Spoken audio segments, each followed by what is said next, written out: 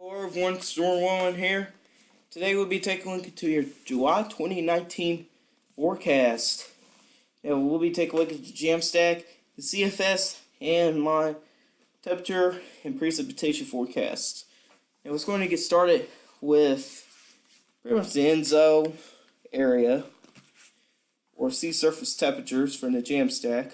It's indicating pretty much either a weak El Nino or pretty much a neutral phase for pretty much the whole summer. This goes in effect from June into August, which we're pretty much done with June overall.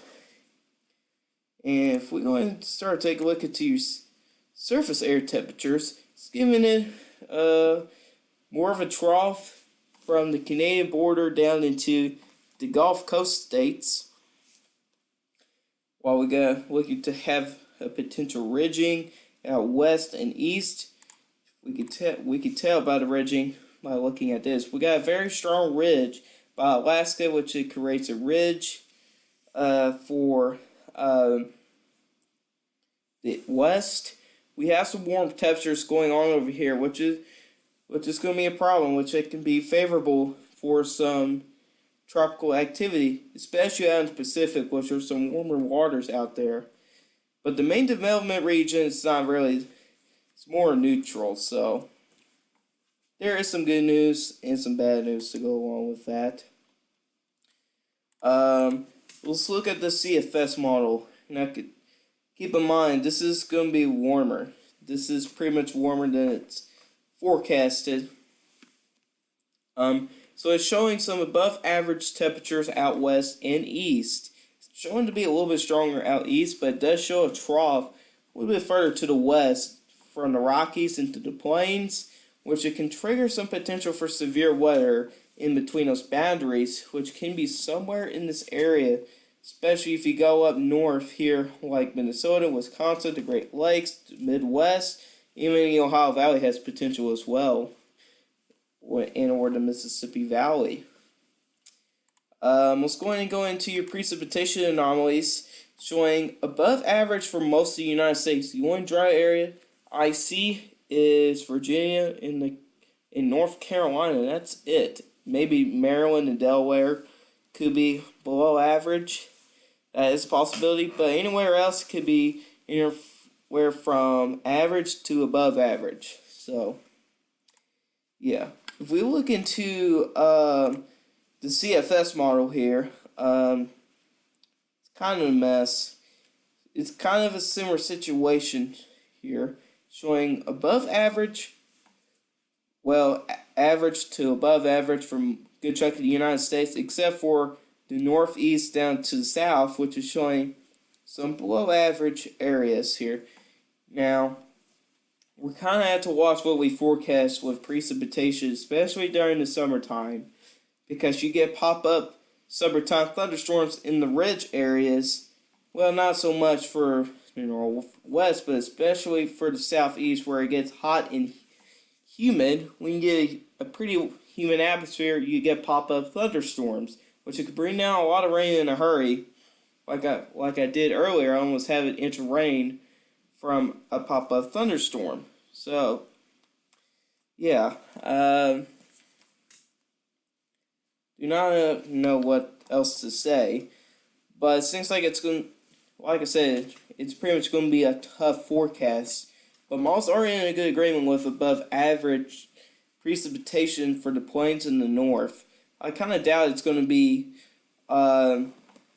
average or above average just because of the ridge going on out there. So I do disagree out west with that. If you compare them, they're kind of similar with each other. I don't know if I can get to the, let's see here.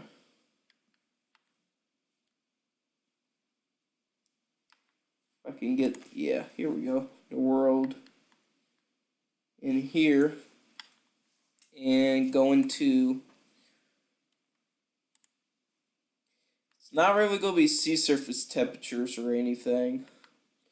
but you can tell here there's a large ridge at Alaska, which does indicate for some warmer and drier conditions out west. It's going to be a little bit further north, so it's most likely going to be the northwest getting the hot and dry conditions, but also southeast can get very warm as well. So here's my forecast. Here's the July outlook for temperatures. So I think I put it a little bit too far on the above average, but since we got that ridge going on, I think it could be above average for a good chunk of the west, especially for the northwest there. The below average area kind of sticks around in the central United States. Oh yeah, the slightly above average could be on the east coast, the southeast, and to the west as well. I think we can all agree for pretty much all this forecast. I think temperatures are going to be pretty easy to forecast since the balls are in a good agreement. The precipitation is going to be pretty difficult. I'll say that right now. But I think we can have a good agree. I think we can agree with slightly below average up in the northwest.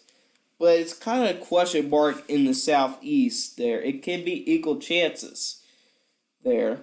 But it could also be below average. So it's going to be kind of questionable when you get summertime thunderstorms. So I'm going to keep it equal chances, but, things could change with it ridges.